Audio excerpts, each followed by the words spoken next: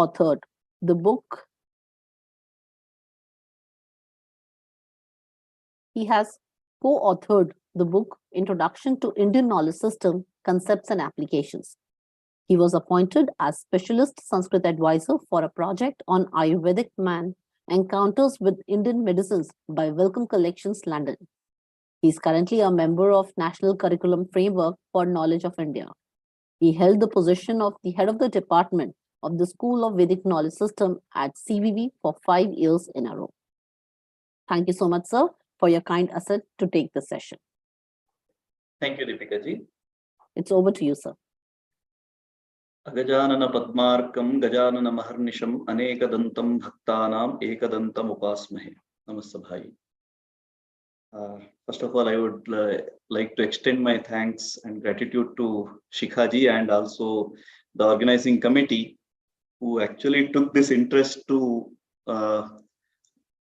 organize this FDP, which is a hot cake now. It's a need of time. Everyone is actually looking forward how Indian knowledge system can be brought into the mainstream. It was there, but it was not. It was like, as Mahadevanji was saying, it was like in the box where we were sitting on that box. Now we are trying to open that box out and trying to bring out the aspects into mainstream so that our Indianness should not be hidden. That what do you say? That wealth we can bring out and give to the society. So, as a part of this, the third session, we will be discussing about health, wellness, and psychology. So, let me tell you, when I was teaching my students, for last 7 years, we have been teaching this Indian knowledge system in different places, different institutions we have been teaching. So my personal experience while teaching that is the topic which we are going to deal today is the most interesting topic which student can connect with. If you take linguistics, they will say it's very boring subject. Why it is we are unable to connect it with our life? Why are you teaching this? If we are teaching some subjects like itihasas, they say, sir, this is something ancient, how it is connected to our thing. So such dialogues you will hear if you are going to teach. I'm sure whoever is attending this FTP will surely offer one or other course related to Indian knowledge system. And when you will be teaching this, you will experience this, which we have experienced. And while doing that, what I understood is while teaching this course, in this session, this part of the course, health, wellness and psychology, student took real interest into it because they could connect themselves to it. So just to experiment it, what I did, I offered a minor course in health, wellness and psychology of 3 credits, just one course. And to my surprise, maximum student took that course. After the Indian knowledge system course, this was offered and maximum student took this course. So why I am presenting this thought is, in case if you are going to offer any course, just add this component. So that will really bring interest into the students. So that can be done. Anyway, now we will start. So can I can share the screen, no?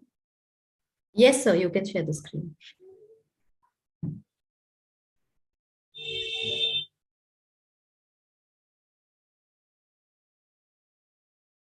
Yeah. So we will be discussing about health, wellness, and psychology in 2 sessions.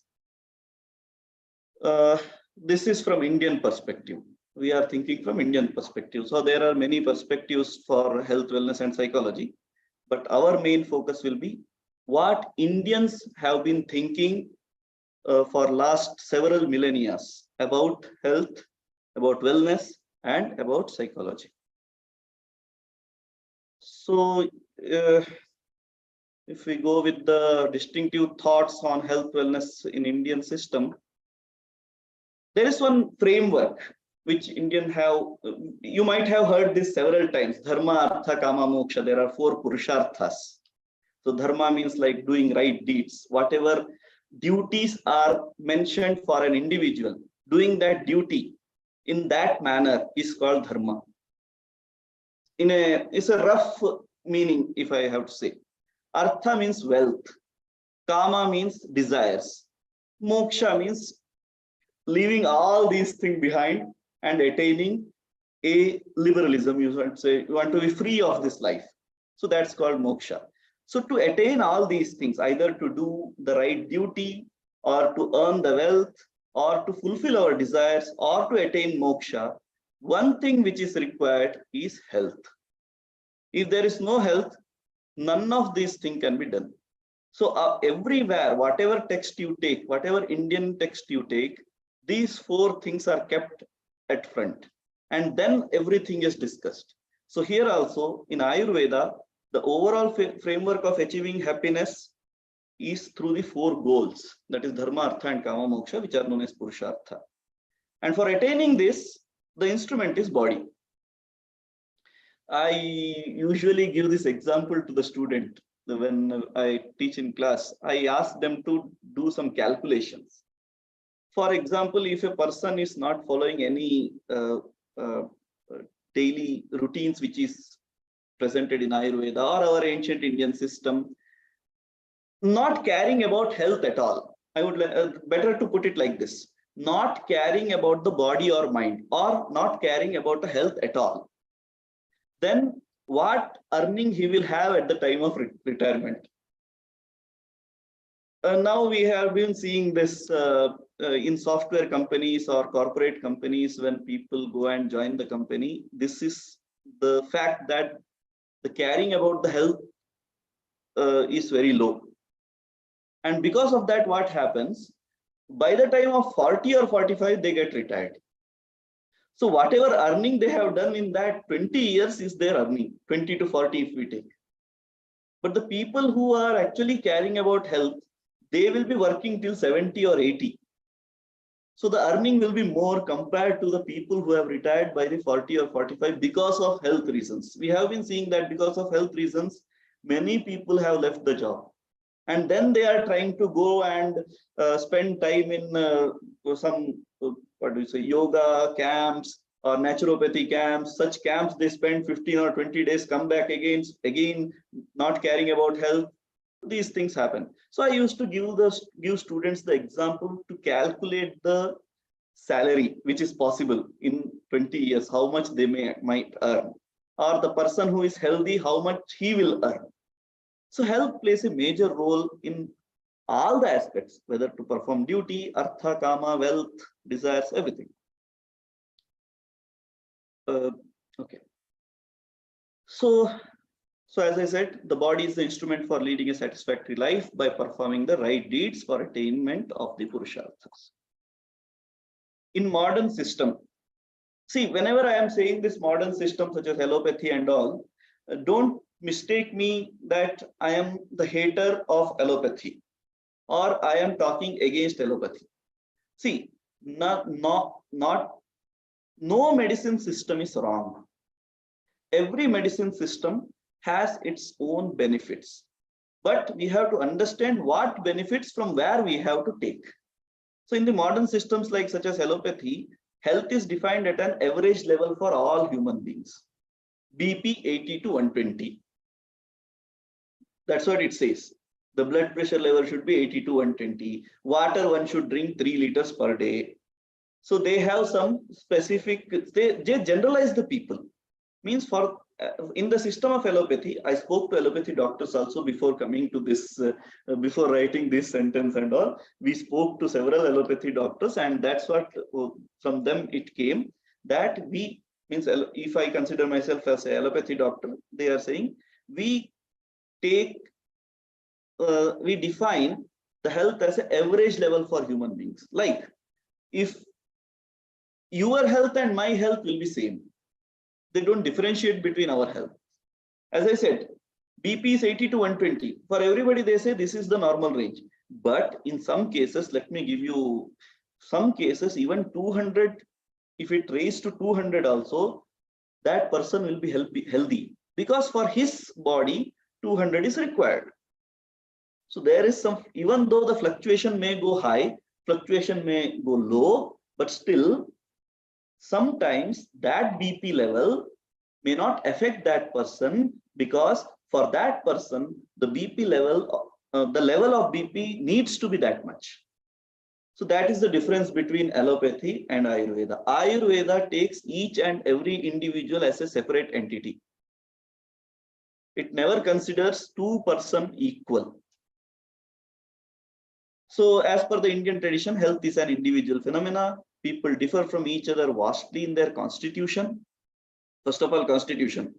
That what is constitution and all we will discuss in later slides. Then food habits. See, some examples I can give.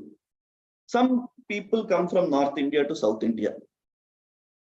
And whatever food they prefer there, the same food they start eating here also cooking. So my experience, let me tell you, when I was studying in Tirupati. So Tirupati is a place which is very hot in nature.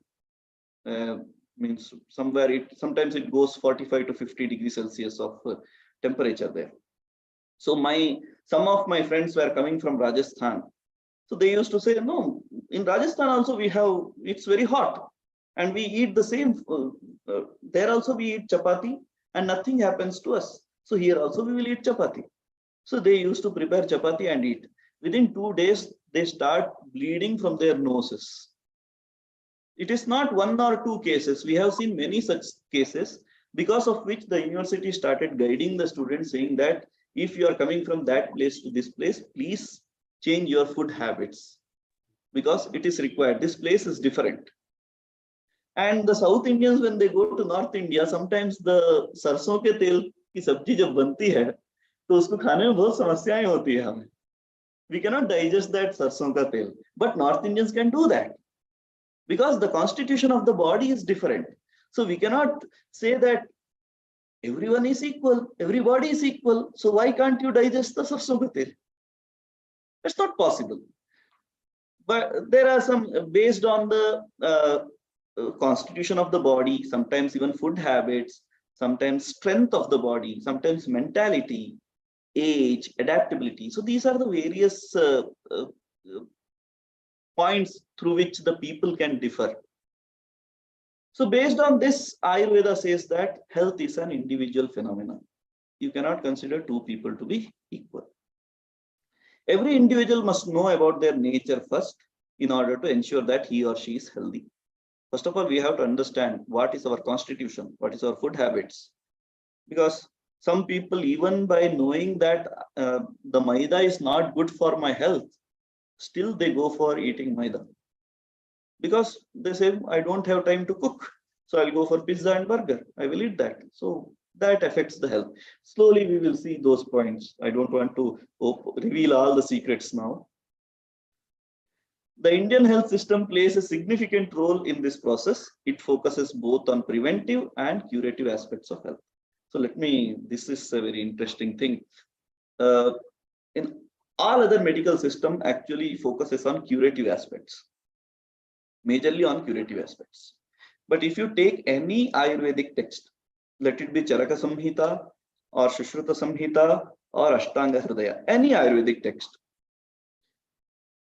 in those Ayurvedic texts, more than 75% of the text deals with the preventive part of we say the motto of Ayurveda itself is Swasthasya Swasthya Rakshanam Aturasya Vikara Prashamanam. Sorry, I didn't put that here because it's a Sanskrit part. Sometimes just by looking Sanskrit, some people get scared. So I didn't put that, but still, this is a very motto of Ayurvedic texts. Swasthasya Swasthya Rakshanam, the person who is already healthy, to prevent his health, and Aturasya Vikara Prashamanam. Atura means the person who is suffering from illness. So curing that illness, these two things are the motto of Ayurveda. But though these two are motto of Ayurveda, the preventive part is dealt more compared to the curative part.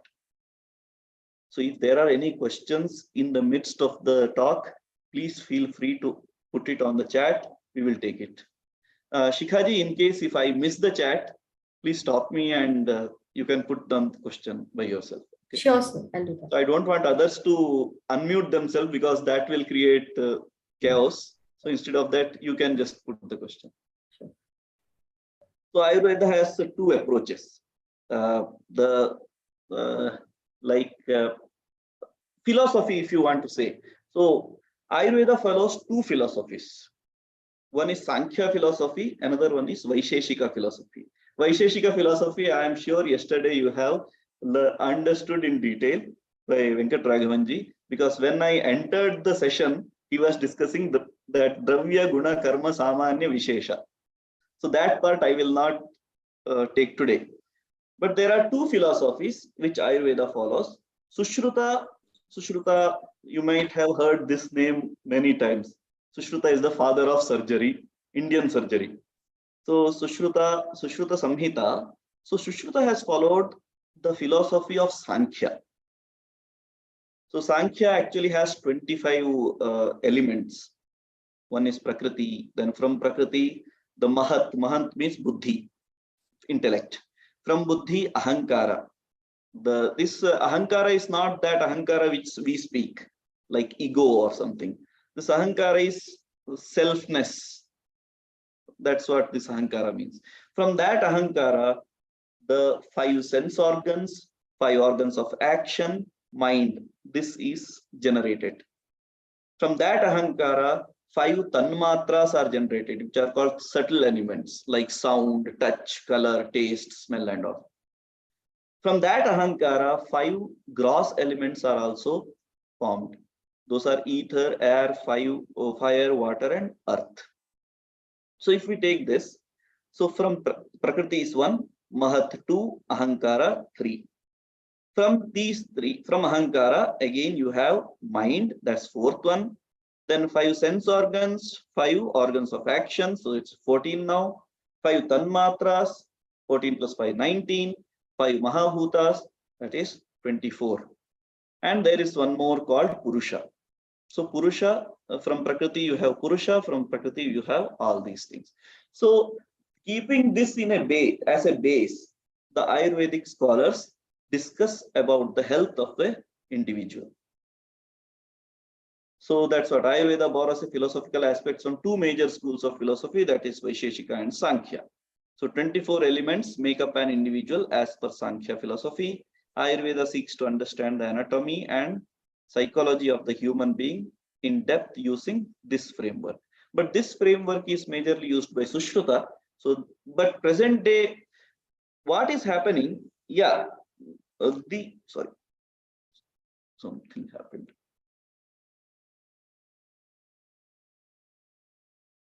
Yeah. So present day, what happens?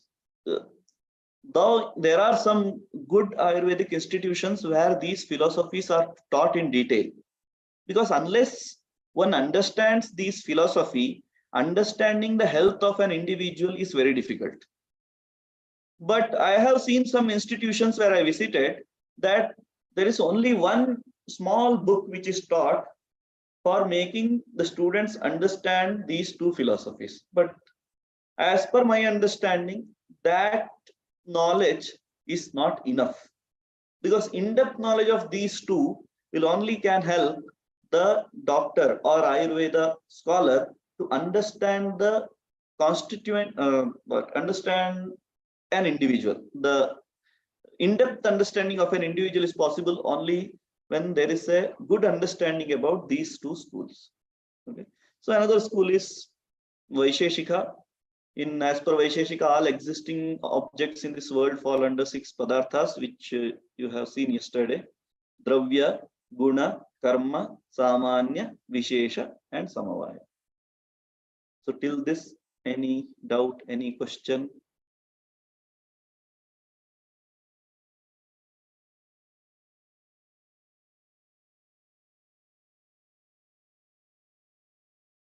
No questions? So if there are no questions, I take it that you all understood this. Okay, there is one message.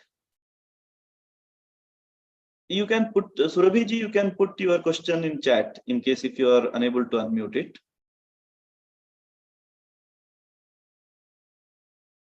Where is the subject?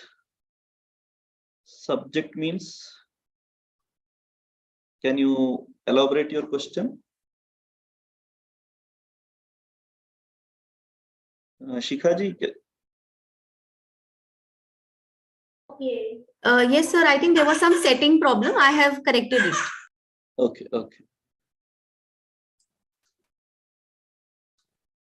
Since we have these objects are not that subject and object, it's not sentence.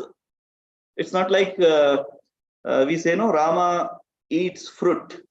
So in this Rama eats fruit, Rama is a subject and fruit is a object. This is not that type of object. We are speaking about like substance thing. Like I have a mobile, I have a water bottle. These are objects. These are some things. Okay. So dravya, there are 9 dravyas. Yesterday you might have heard Venkat Raghavanji. He was speaking about Prithvi, Ap, Tejaha, Vayu, Akasha, Kala, Dik, Atma and Manas. 9 dravyas they speak. So that is Prithvi means actually this any hard substance is called Prithvi. So when I speak dravya, so this water bottle, when I hold this water bottle, what type of dravya it is? When somebody asks me, I say it's a Prithvi dravya because it is hard in nature. Then there are, because you can put all the dravyas of the world under this 9 categories. Prithvi means any hard substance. Apaha means any liquid. Then Prithvi, Tejaha means any substance which is like acid, fire, everything you can put under Tejaha. Then Prithvi, Akasha, any means, what do you say? Space, whatever type of space you can put it under Akasha. So these 9 categories, you can put all the objects of the world. So that's why it's called dravya. So that's why I have put this word called objects or substance. This is not that object which we take in linguistics. Okay. Then we have guna, karma, samanya, vishesha, and samudaya. As there are no other questions, I will go ahead. Hope this.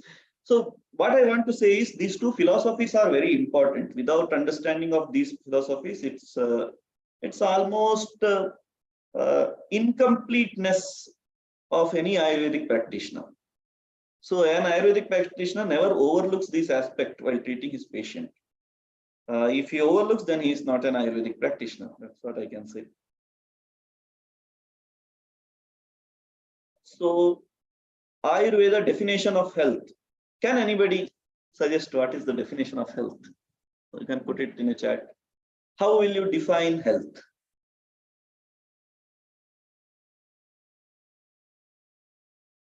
If you are asked to define the health, how will you define?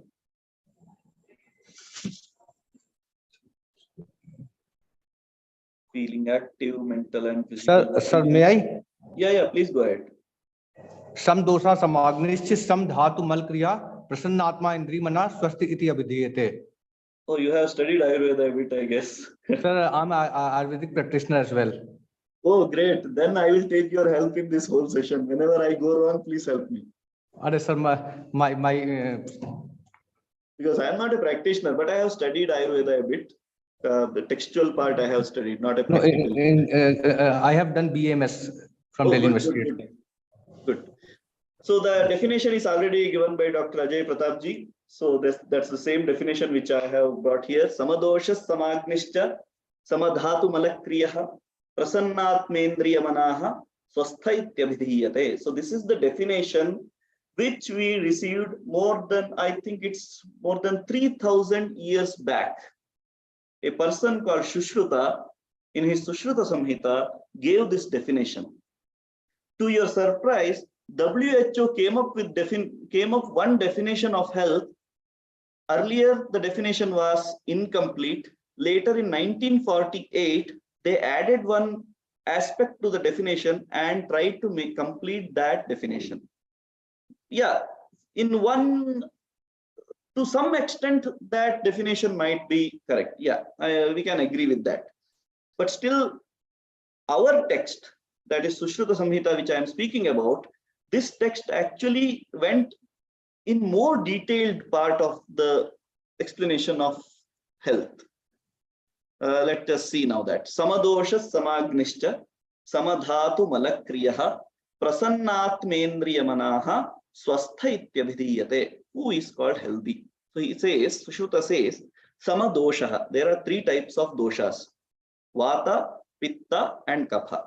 When these three, Vata, Pitta, and Kapha, are in a balanced form in an individual, Samagni, when Agni, don't consider Agni as a fire. We should not translate Agni as a fire, because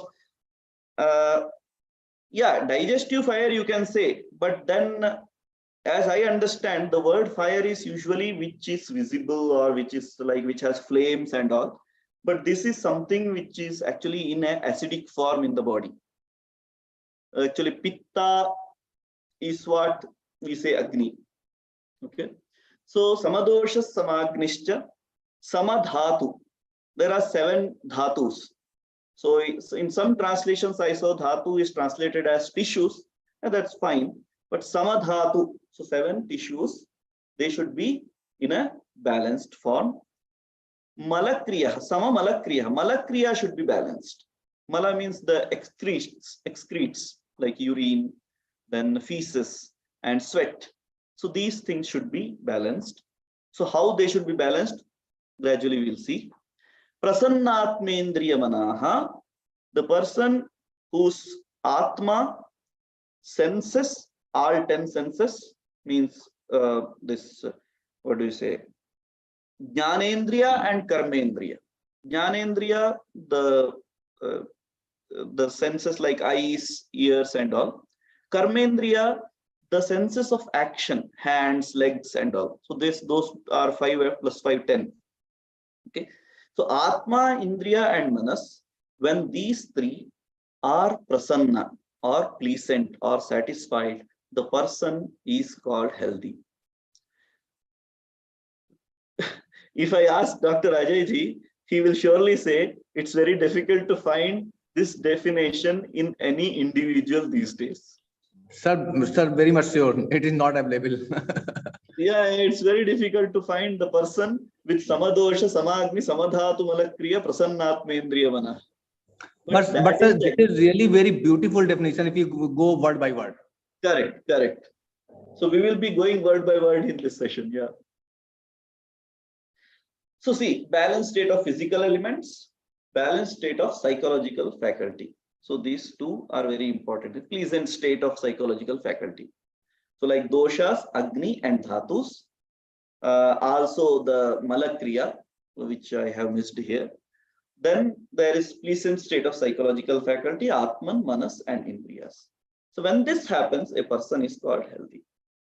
The first part relates the health to the physical aspects. The second part relates the health to the psychological aspect, that is mental well-being. In 1948, till 1948, WHO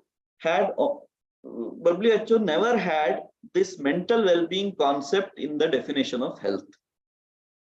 In 1948, they added this part. Mental well-being must be there when you are defining the health. Okay, but in our text, it was defined more than 3,000 years ago, and this is a very clear definition. All the aspects are covered in this one shloka, and it is defined. Now, what is dosha? The word dosha itself is like when we hear the word dosha, the first line itself will say you. The dosha means which perishes, spoils, or refutes. But it has a very major role to play in the body. If there is no dosha, the person will not survive. For surviving, doshas are important. Composition of these doshas is based on 5 basic elements. Those elements I will show in the next slides. Kapha, if there is no kapha, then this solid body will not stay. Kapha represents the solid material substratum to the human body. The joints in the body, the fingers, these things are because of kapha. Pitta, the chemical activity. Any chemical activity in the body is because of pitta. the digestion of the food, what do you say, hormones, the changes in hormones and all what we say, that's actually a type of pitta. Then vata, as the name itself says, vata means vayu, the air. Okay, it keeps moving. So all the motions and the movements in the body is because of vata. The blood circulates is because of vata. We are talking is because of vata. And what do you say? Any movement, the hand, we do dance, we speak, our eye movements, even the heartbeat is because of vata. So if vata does not exist, even pitta and kapha will not do anything. There is one beautiful shloka which says kapha panguhu, pittam pangu, pangavo maladhatavaha, vayuna yatra niyante, tatra gachanti meghavat. This, as clouds move here and there because of the wind. Similarly, in the body, the kapha and pitta move here and there, or even maladhatus. Mala means the excretes. That too move because of vata. So all these things in the body are because of vata. So vata has a major role to play in the body. That's why we have prana, apana, vyana, udana, samana. 5 types of vata are explained in both Ayurvedic scriptures as well as other Dharma Shastra scriptures. So these 3 doshas coexist in a predominant proportion and function in a complementary manner to overall function despite their opposite properties and function. Their properties and function, we'll see their qualities, attributes later. So you will understand that their attributes are totally different. When there are 2 different attributes, it's very difficult to bring them together. But in the body, this is the only place where the opposite things are always together. Means what I want to say is, with the things which have opposite properties, the thoughts are different, always fighting thoughts. Like fire and water are together here.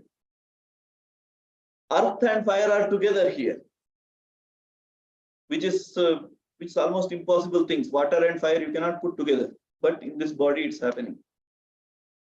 When the doshas are vitiated, it causes disease. When doshas are imbalanced, it leads to disease. So these are the what I mentioned earlier. No, composition of these doshas is based on 5 basic elements. What are those elements? So vata is made up of air and space. Pitta, Agni, and water. So wherever there is a word Agni, I will be using the word Agni because I don't want to translate it into fire because of several reasons. Then Kapha means water. Kapha is the composition of water and earth. I spoke to one of the doctors in Udupi. There is one hospital, Sri Dharmasthala Manjunatheshwara Ayurvedic Hospital. So there is one of the professor who is very well versed in these Sanskrit texts as well as Ayurvedic texts. So I once spoke to him. Sir, all the pains are caused because of vata. No? Means I just asked. So what do you? How to? This means when a person comes to you, when a person comes to a doctor. So how do you decide? In what way you decide about this vata, pitta, and kapha? Initially, we started the discussion and it was going on. And generally, when it came to vata, I said, is it because of air? If stomach is not fine, you say it's vata related problem. He said no. There are a lot other aspects which we have to keep in our mind. That vata is not just an air. It's a combination of air and space. Sometimes it might possible that because of space, the person is facing some trouble. If I'm not wrong, when I was discussing with him, I understood this thing that because of when this sinus problem, people say I have a sinus problem. So how does this sinus problem come? So when this mucus, the kapha here, gets dried up, so a space is created at these places. When that space gets created, the pain starts.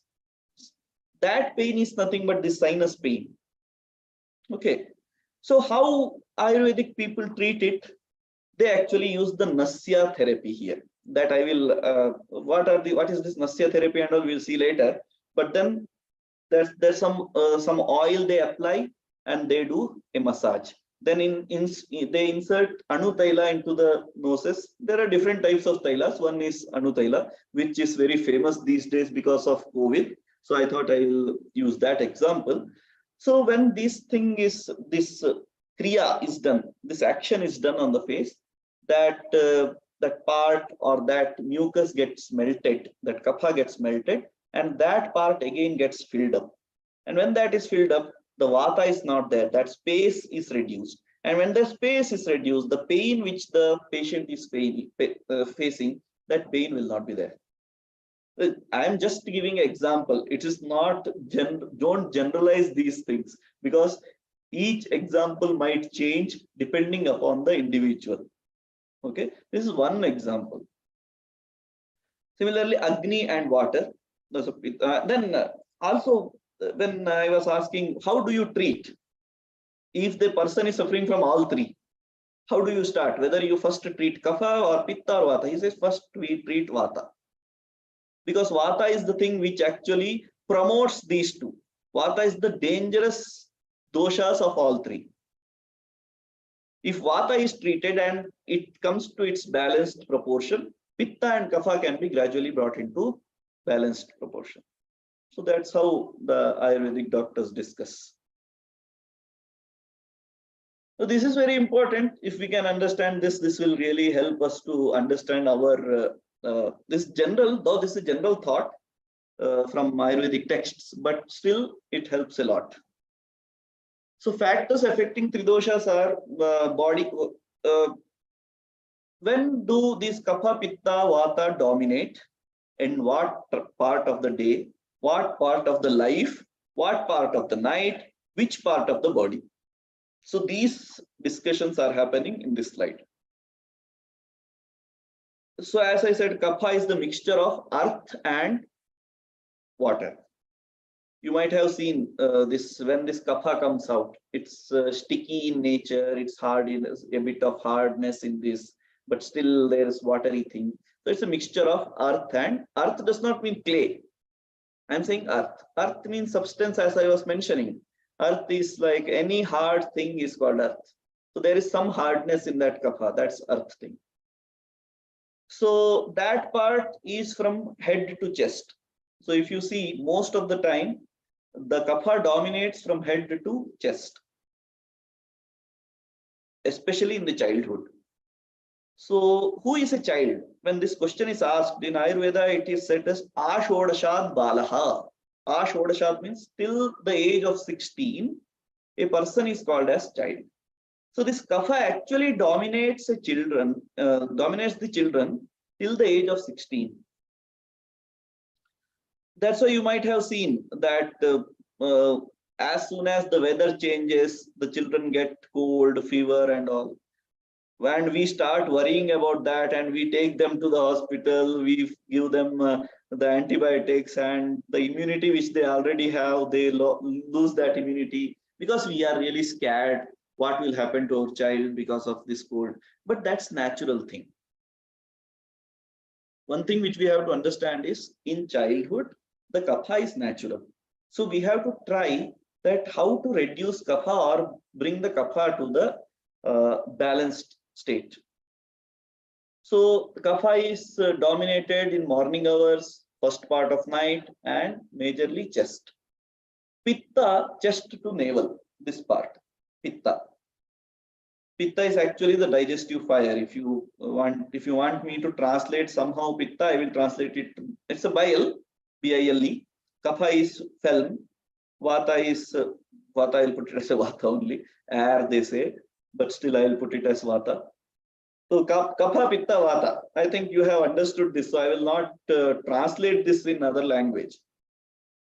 So Pitta, chest to navel. So it's the nature of that Pitta we will see later. but it's the acidity which we feel is because of Pitta.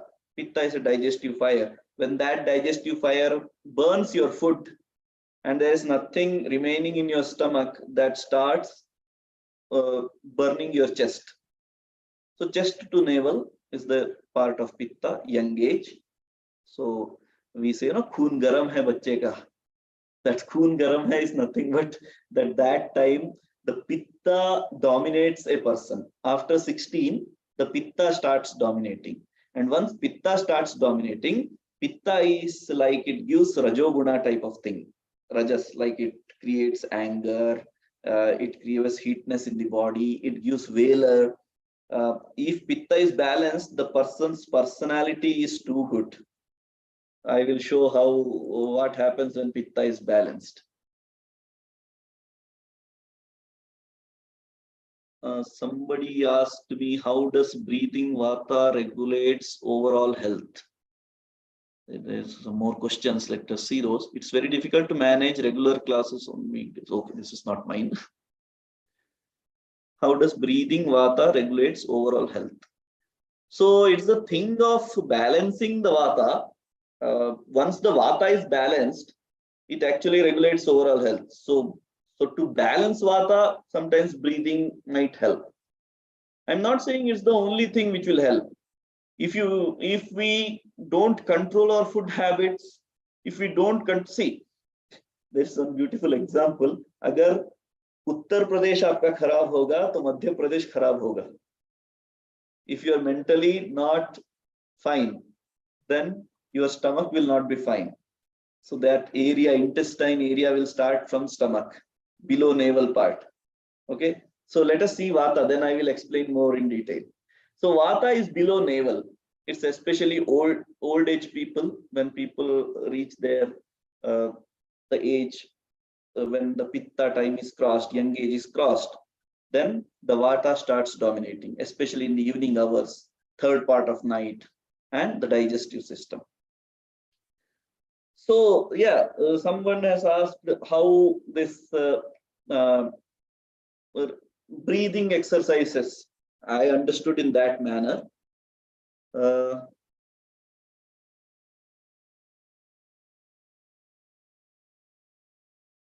So breathing exercise might not be helping in totally curating, totally balancing the Vata in the body. Reason is, see, there are many aspects which imbalances the Vata. One of the aspect is the food. One of the aspect is when you are mentally not fine, means mentally disturbed. Some other aspects is your daily routine. Your routine also affects the Vata. Your dinacharya, your daily routine, dinacharya affects the Vata. The seasons affects the Vata. So there are many reasons through which the Tridoshas gets affected. So we cannot say that just by exercising the breathing exercises will balance the Vata. So all these things need to be kept in mind when you are focusing on balancing of Vata, Pitta or Kapha. So there is another question which I just now saw. I think the better answer Ajay ji might give, but let me try to give the answer. Why does space creation cause pain as in sinus? It's not only space creation which causes pain, even whatever Vata form is there in the body, that creates pain according to the Ayurvedic scholars. Because this is not what I am telling. I took it from the Ayurvedic scholars and they were saying that the cause of pain in the body is Vata. I will give you one small example. How it causes, that scientific part, sorry, I don't know.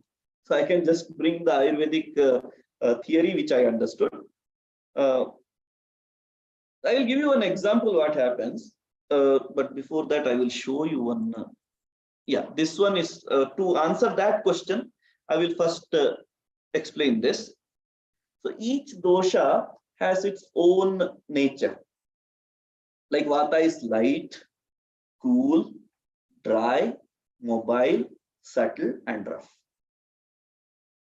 Now, if a person likes gulab jamun, Yesterday there were other definition, other examples like biryani and all. I will give you gulab jamun.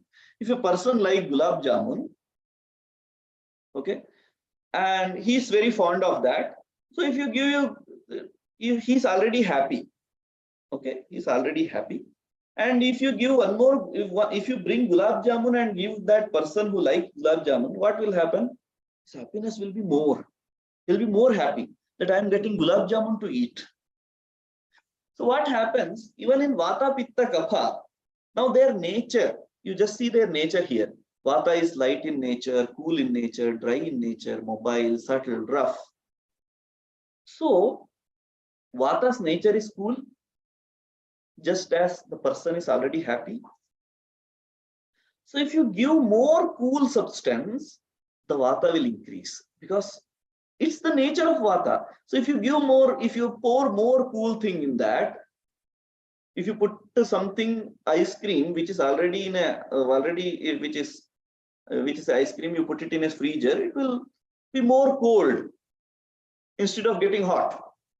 So Vata, it's cool in nature. If you provide more coolness to it, it will increase other than getting decreased.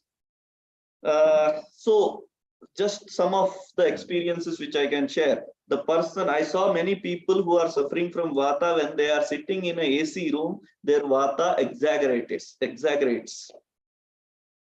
So Vata's Swabhava is mobile. Now let me give you one more example.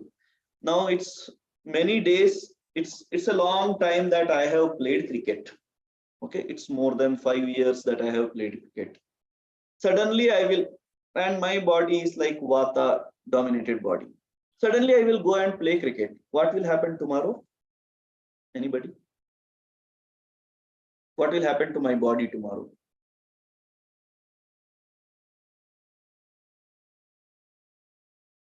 Pain. So common answer I'm getting, pain. Good. So that's what I wanted to answer. So see what happens. The nature of Vata is mobile. So when you are giving more mobileness, it causes pain. Okay. So those aspects we have to keep in mind. What is our nature of the body, and based on that we have to act. The old people, they should not run more. Those things are important. They should not, because if they are suffering from this Vata problem, then they should not go into the cool weather. That will exaggerate their Vata. Now see, during that, now this is a Makara Sankranti time. Many of you might be eating this till or good, and the application of till oil and all you might be doing. Because this weather is very cool. Vata and Kapha exaggerates at this time. And the nature of Tila and good both are hot in nature. And those actually contradict. So that's why Vata and Kapha becomes balanced. So that is the reason why Til and good are actually prescribed during these times, in the old times. Similarly, roughness of Vata. Yeah, Moongfali also, it's a type of, it's also a type of hot substance, hot, what do you say? What do you say? What do you say? This groundnut, yeah, it's in hot nature. So also the Vata, so that's why what is done, the oil is applied, because see, again, let me tell you, this is rough in nature, dry in nature. Vata is dry and rough in nature. So when you apply oil, that dryness goes away, that roughness goes away. That's why when somebody is suffering from Vata Roga means arthritis and all are Vata Rogas, nothing else. That's below the navel area, legs and all. There is a pain in joint and all. So those type of things, there is a role of Vata to play. So that's why the Ayurvedic doctors try to reduce that Vata using by applying the oil, different types of medicated oil. So I want you all to note this down, these this nature of doshas, which will really help to understand your constitution of your body. So pitta is oily, sharp, hot, light, stinking, liquid. this is not general, but still the young people, when they travel in a bus in a hot weather, they feel like vomiting, nauseatic. So this vomiting is nothing but the pitta thing. Pitta's place is like pancreas, the liver. Liver is the area of pitta, and you might have this jaundice is because of the imbalance of pitta. The jaundice roga, the jaundice disease, which we have heard, that's because of imbalance of pitta. So kapha is cool in nature, moist, stable, heavy, slow, slippery. So keeping this in mind, the type of food also affects. Okay, what type of food we take. Those aspects I have not brought today because the time will not help me in presenting all those aspects, but maybe sometimes later we can see those. So what happens when Vata is going out of balance? This I think instead of me explaining, I will give 2 or 3 minutes. I will ask you all to read this. If you have any doubt, you can ask. Instead of me keeping on talking, it's better you read this part. And it's very simple. Condition you have to read. And Vata, Pitta, Kapha, balanced condition. What happens when Vata is balanced? What happens when Vata is exaggerated? What happens when Vata is low in the body? What happens when Pitta is balanced? What happens when Pitta is exaggerated? Low. Balanced, exaggerated, low. Just spend few minutes, read this.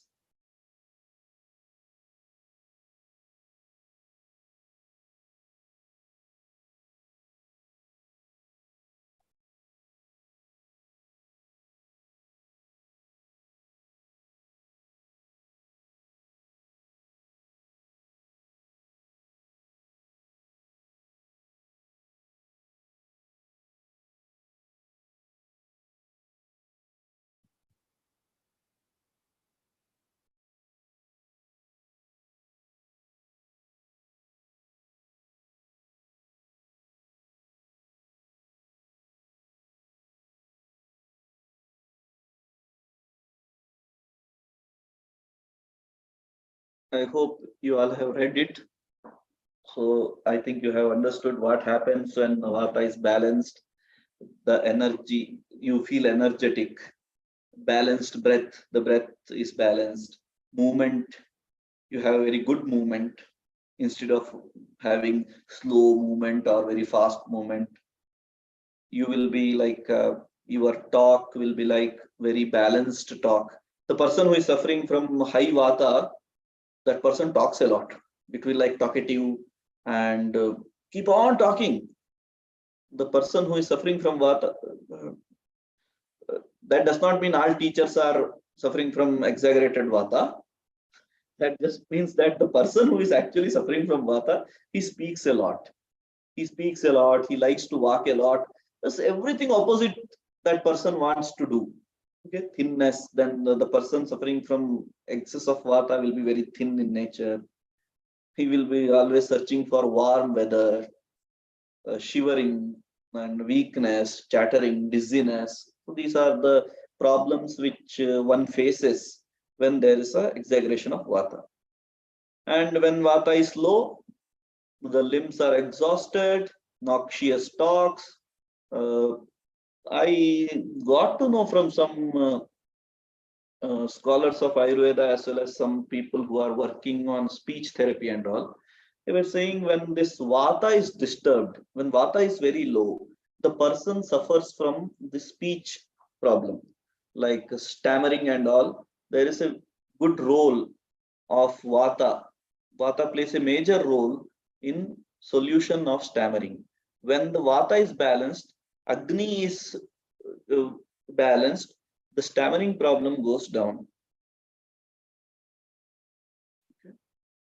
Similarly, Pitta, when we discuss about Pitta, yellowness, when Pitta is balanced, see that person will be very intelligent, prowess, heroism will be there.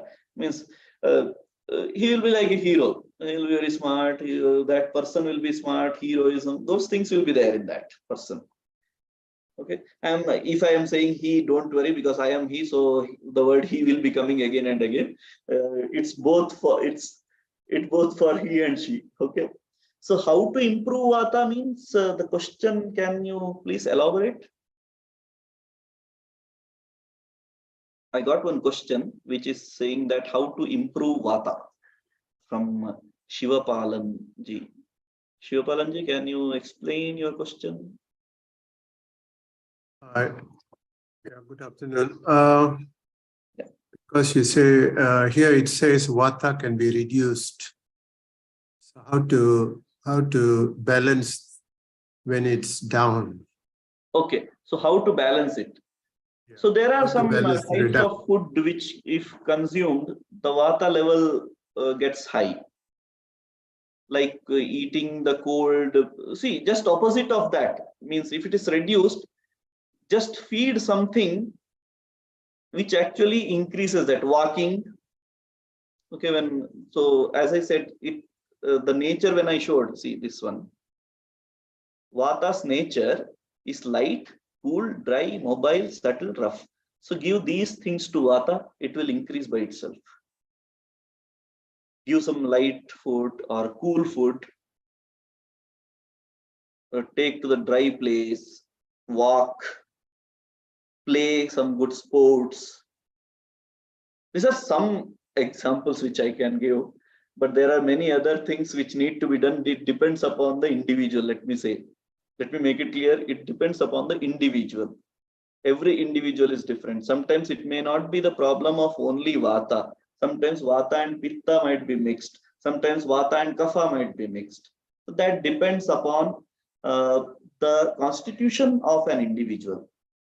This is just a general introduction which we can take and understand what type of constitution we have. Okay.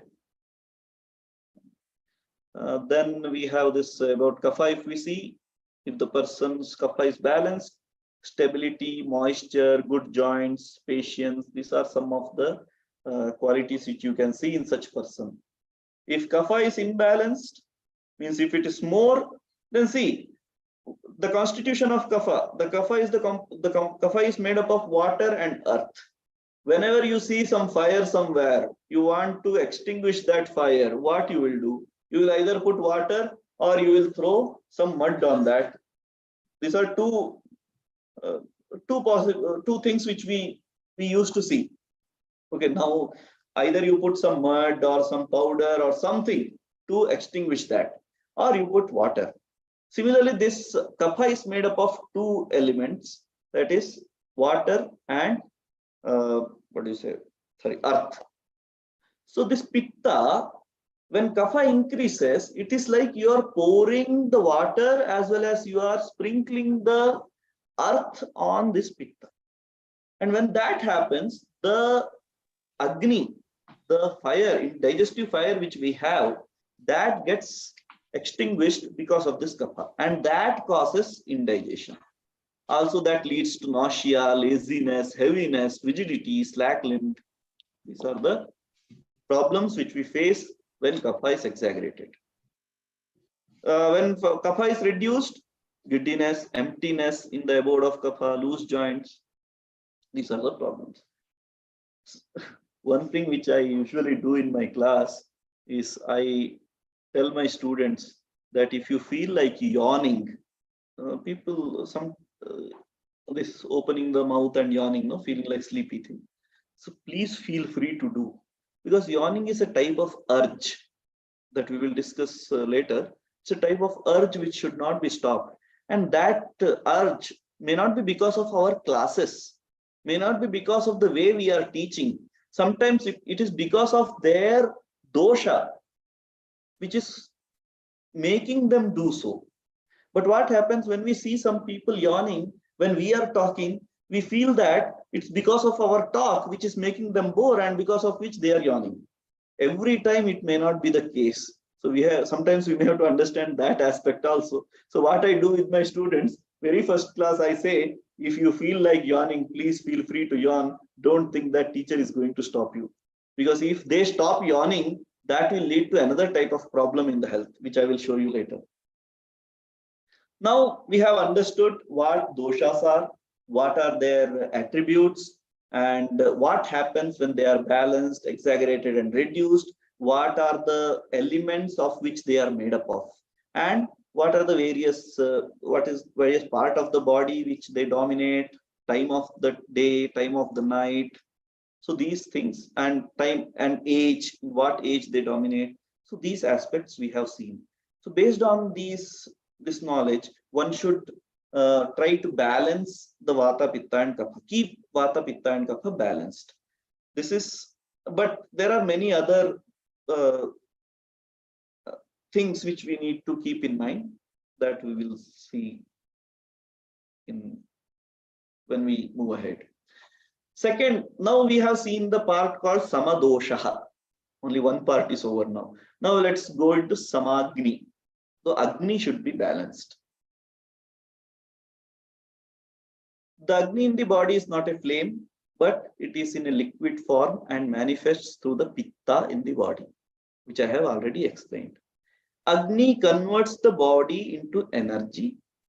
The digestive fire cooks what is eaten. Whatever we eat, the digestive fire cooks it. If food is not consumed, in case, sometimes what happens, so according to Ayurveda, one should not be hungry for more than 6 hours. Okay.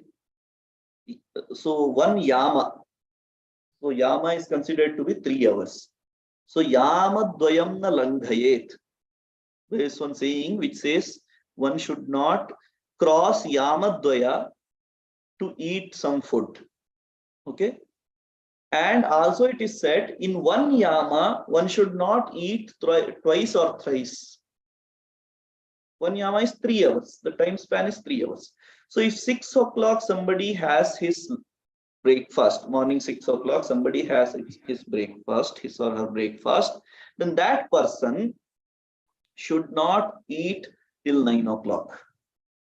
If that person wants to be healthy. Okay. Then that person should not cross 6 hours of time without eating anything. So this is how the Agni will be balanced. So in case some person does that, is unable to eat something or feed something to that Agni, then what that Agni will do, that Agni will gradually start eating the doshas, Vata, Pitta, and Kapha. Once it has eaten the doshas, it will start eating dhatus. And finally, it will start eating the vital energies in the body. And if that happens to the maximum extent, the person can die. That's why we say, we have seen this many satyagraha and all, see, where anashan and all we see. So people slowly, gradually lose their stamina and all. That is because of this Agni starts eating, starts cooking doshas, dhatus, and finally vital energies. When Agni is disturbed and becomes low, high, or unbalanced, it makes the person ill. Like in case if Agni is low, like if the flame is low in a gas stove, when we burn the gas stove and flame is low, how much time it will take to cook something? It will take a lot of time if flame is very low. So if flame is very high, it will burn whatever we are cooking.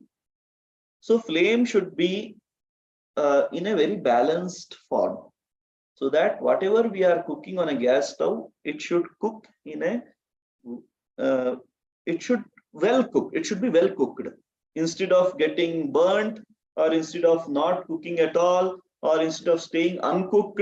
Sometimes if it is low, then the food becomes uncooked.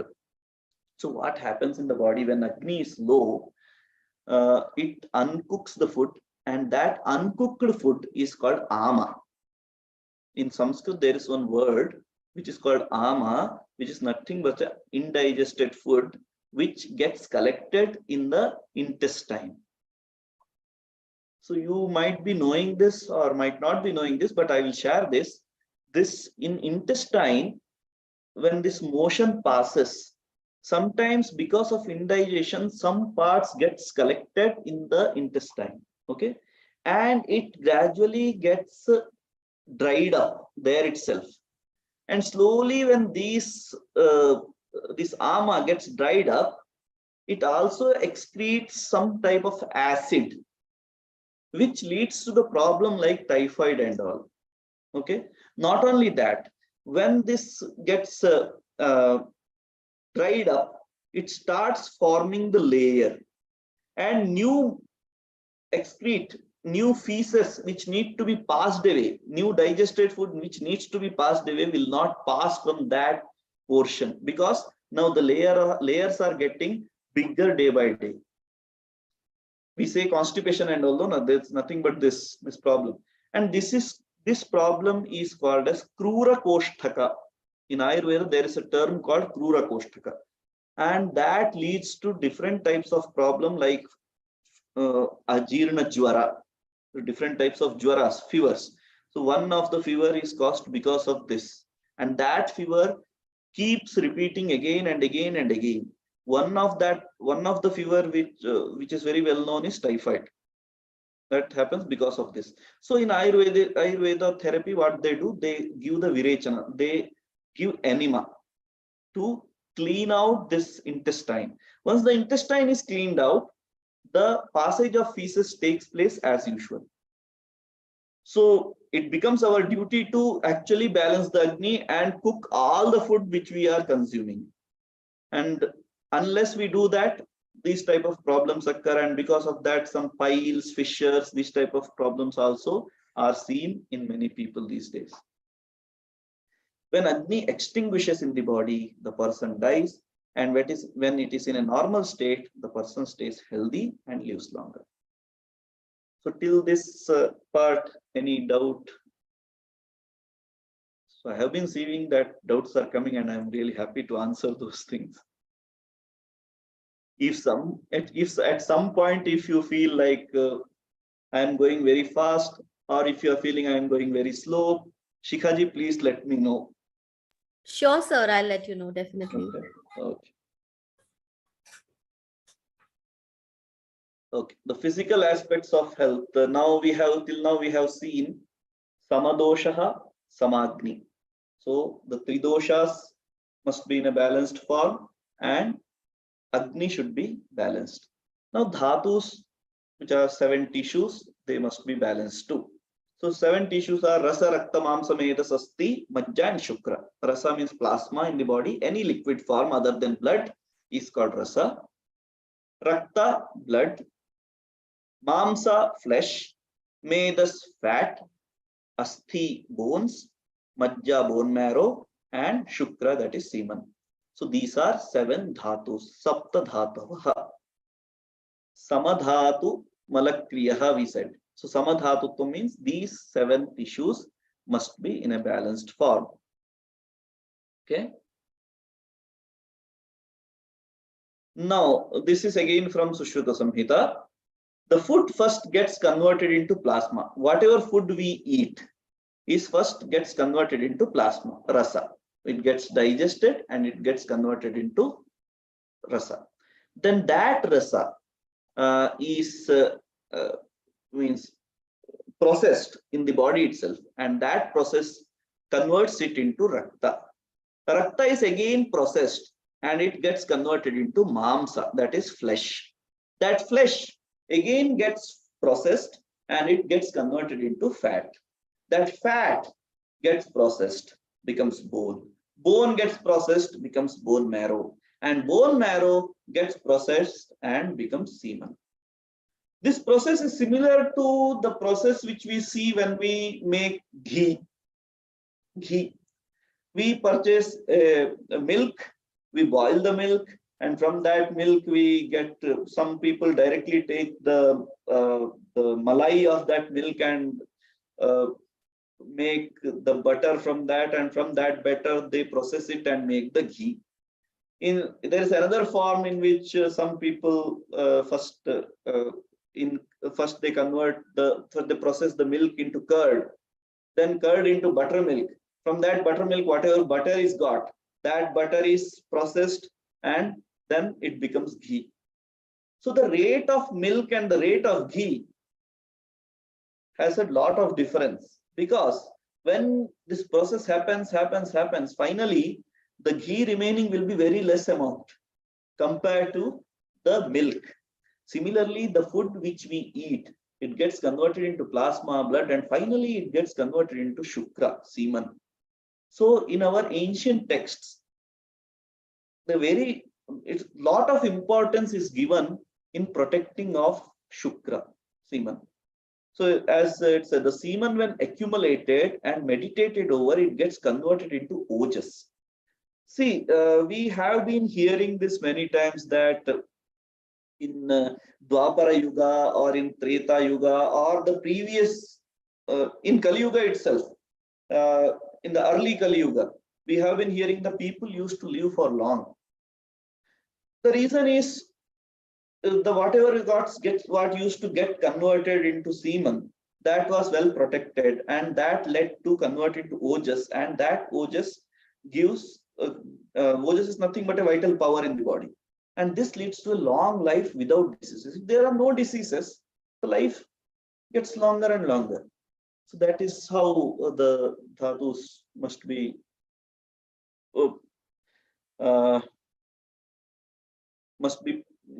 taken, must be understood. So the well processed and well meditated, well accumulated semen gets converted into ojas, that's vital power, and that leads to long life. Okay.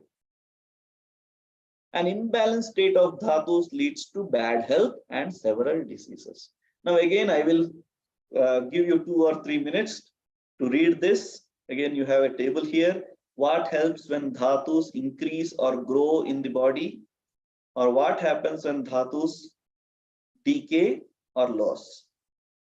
I will not be discussing much about this because it's very clear here. The meanings of the words are given. In case if you don't understand any word, please let me know. I will try to explain.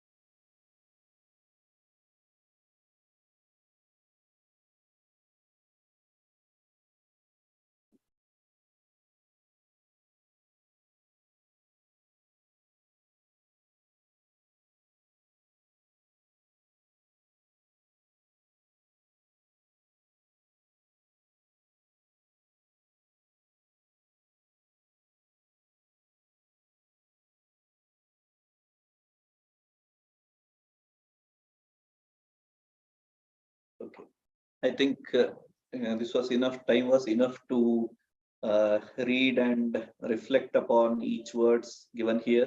The effects of imbalanced dhatus, the rasa, the rakta, mamsa, medas, asthi, majja, and shukra. So there are, it means if it is balanced, there is no problem in the body. But in case if any of these is disturbed, either increased or decayed, there will be some or other problems which will be faced.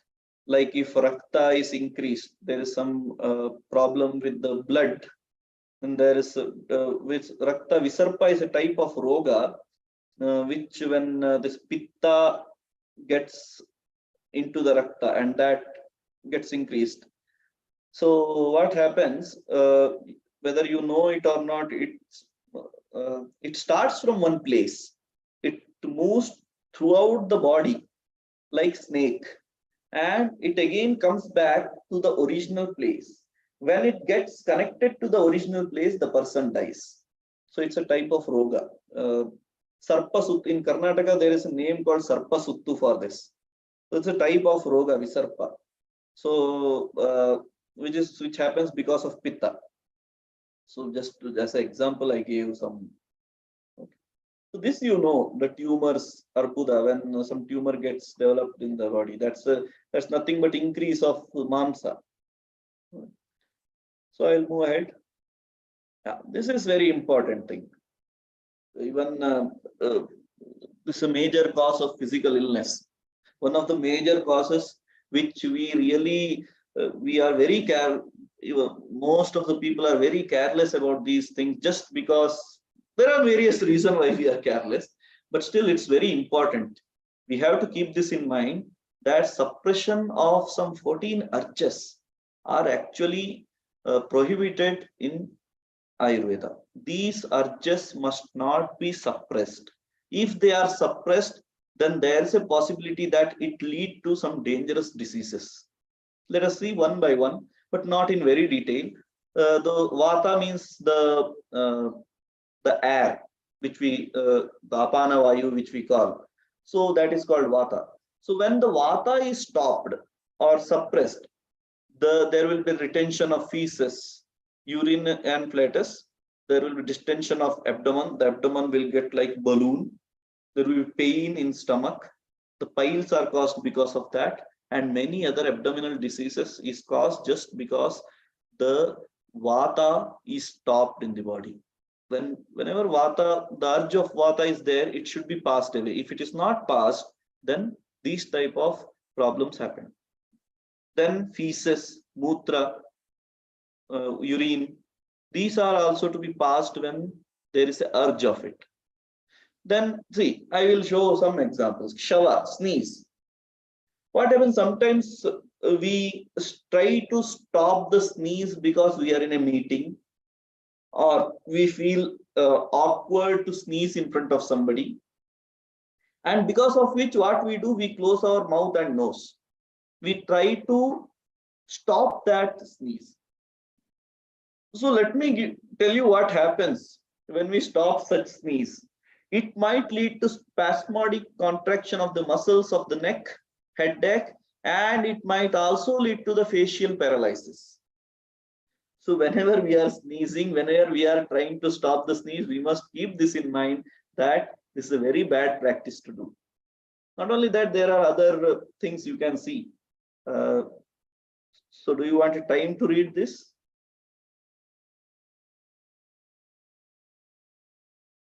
Vata, Purisha feces, Mutra urine, Kshava sneeze, thirst. Whenever we are thirsty, we must not stop that. Kshudha, hunger, sleep. When we stop our sleep, when we are feeling very sleepy, at least we should give some time to at least have some power nap, 5 to 7 minutes. If we can close our eyes and give that time, then we can get fresh again. So this is another thing which I do in my class. I ask my students not to stop any urge. Whatever urge they feel like doing, they must go ahead with that. Otherwise, it is like we ourselves are making students ill. That's what I feel. But yeah, there maybe situations might be differing. So one student asked me, "Sir, if something happens in the every time, how can we be, if we are in a meeting, if we are in a class and we are feeling these things, how can we do that? It's not good, it's awkward to do, like passing the Vata is awkward to do in the class." So simple answer which I give is, then try that such thing does not happen in class. For that, we have to be very well prepared, that we must take care of our body, that whatever need to be done in whatever time, that should happen. Like passing of feces, cleansing of the bowels should happen early in the morning. Once that happens, other problems will not come.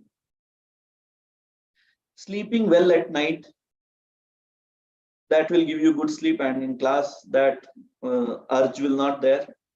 So those things I try to explain the students, then they understand, yeah, this is what we have to do.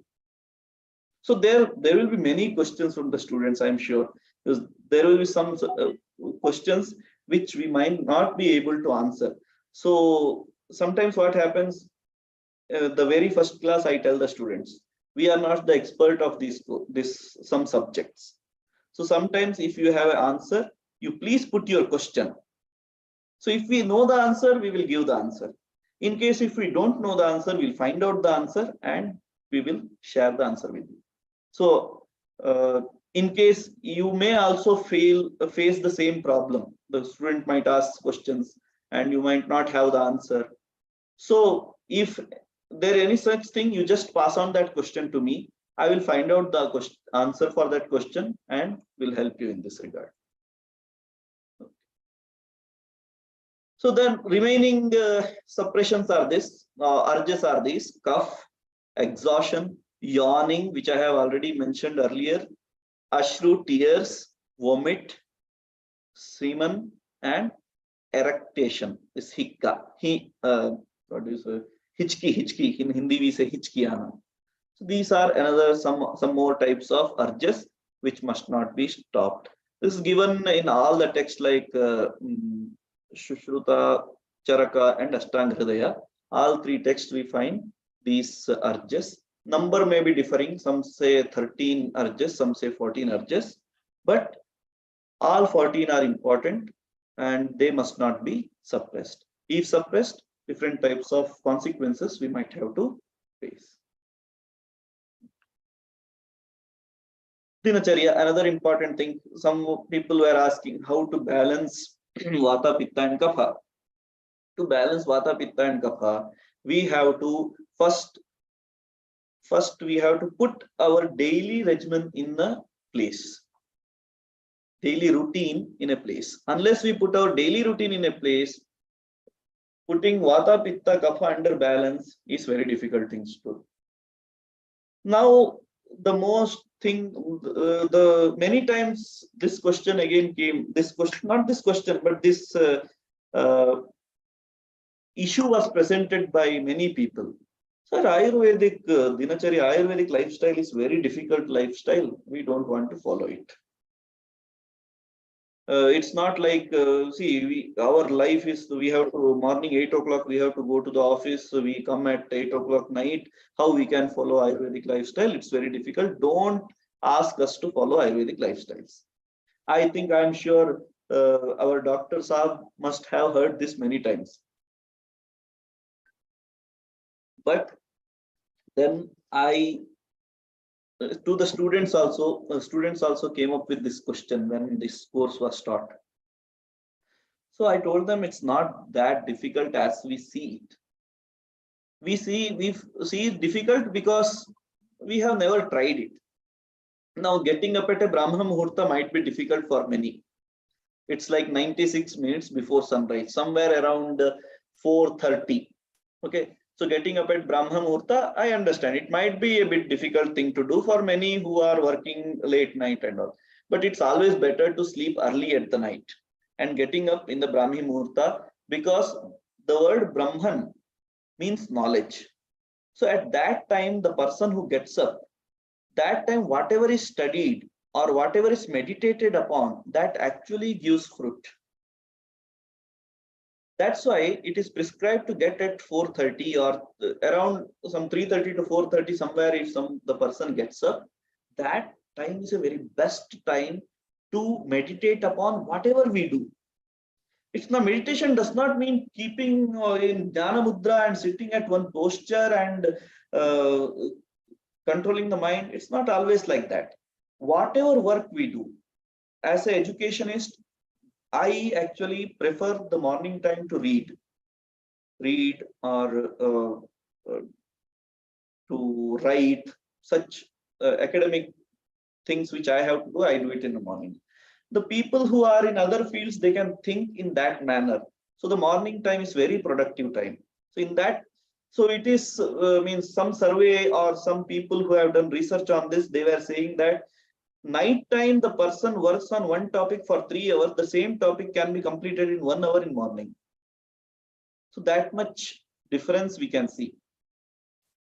Anyway, it's very difficult to get up in early in the morning. So slowly, gradually, we have to shift our time. The person who is getting up at 6 o'clock, the next day, that person might get up at 4:40, 4:55, 5:55, then 5:50, then 5:45. So gradually, slowly, 5 minutes daily, if it is reduced, then getting up at 4:30 is not a big deal.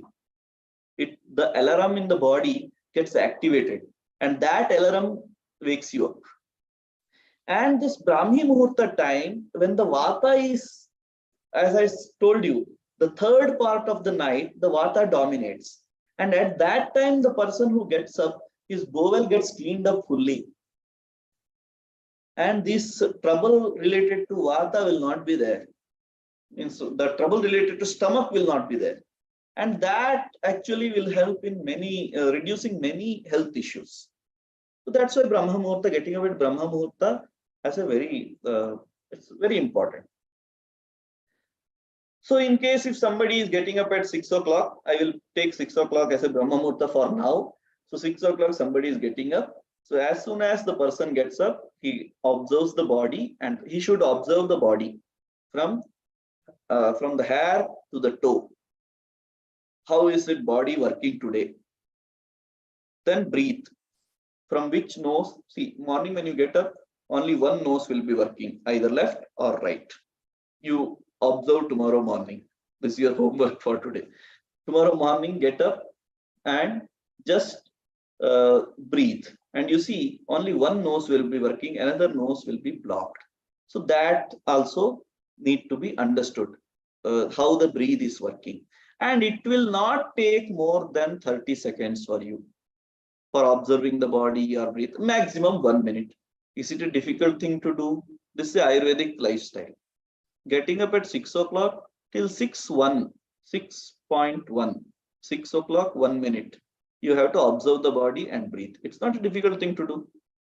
But yeah, I remember one of the practice was done by one of the professor here. He asked us all to close the eyes for 1 minute. And that 1 minute was the longest 1 minute of the life. He asked the students, how long was the 1 minute? It was the longest 1 minute of life. That's what they said. Yeah, 1 minute is not small. When you are meditating, it becomes very long. So that's the thing. Then after that, as you get up, before brushing the teeth, one must drink 8 handfuls of water. This is handful, this 8 handfuls of water. So it will be somewhere like this bottle, 1 liter of water. Okay, 8 glasses of water, or 4 or 5 glasses of water, not more than that. So that too, the very next day don't start. Gradually you can increase, like first day 1 small glass, then another day 2 glasses. Gradually that should be increased. And once that is done, that helps in pushing the bowels, and that leads to the cleansing of the bowel. And that, then the next step is evacuation of bowels.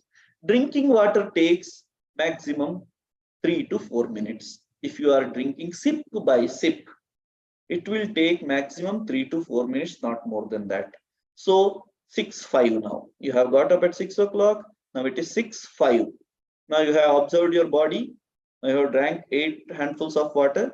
Now you will, now that water which you have drunk, it will pressurize you to go to the toilet, and the evacuation of the bowels will happen. After that process, the brushing of teeth, evacuation of bowels, initial stages, it might take time. If your stomach is not good, then it might take time, but gradually it will take only 2 to 3 minutes. Everything will be pushed out. Like when we flush the toilet, as water gets flushed out, similarly our bowels get flushed out. Then brushing the teeth. Ayurveda prescribes various stems of trees for this process. Actually, what we do, we actually go for sweet pastes. You know what happened? The sweet paste actually affects the teeth. Instead of that, going to the paste which is kashaya in nature, astringent in nature. Any paste. I am not going with the I am not here to advertise any paste or powder, but any powder or paste which is astringent in taste, that will really help in the health of the teeth. Okay. Then the next step will be cleaning of tongue. So instead of going with a plastic tongue cleaner, it's prescribed to go with the leaves of mango tree or guava tree. In case in the cities usually we don't get mango tree or guava tree, or it is difficult to go and get that leaf early in the morning because of the cold or because of some other reasons. So it is better to go with the steel one or copper one. But the plastic one is not prescribed. Applying Saviranjana, this is rarely, it can be done like applying kajal to the eyes because it actually keeps the eyes healthy. Now there is a question. Now again, students were laughing when I was saying this applying Saviranjana should be done. The boys started laughing. Sir, kya hum bhi lagayenge? Kya hum lagayenge to log hum par hasenge? And I said that daily you might not apply, but at least weekly once on Saturday evening if you apply, and Sunday you can wash it out. Whole night there will be this Anjana will be applied to your eyes, and that will make your eyes healthy. Because this also, Saviranjana, when this Anjana is applied, Kajal is applied to the eyes, it actually protects from this cataract problem. The eyes will be sharp throughout the life. Now, because this is not followed, many people are suffering from cataract these days. So these are some general practices which can be done, and this will not take much time. Then there are like applying oil to the body daily. Yes, Sorry, Vinayakji, I'm sorry to interrupt you. Yeah. We'll have a short break for 15 minutes. Sure, we'll take. And then we can resume. Yeah, sure, no problem. So we'll resume at 4:20. Yes, done. 4:20. Okay. So I request all the participants to please join back at 4:20. We'll have a short break of 15 minutes. Thank you.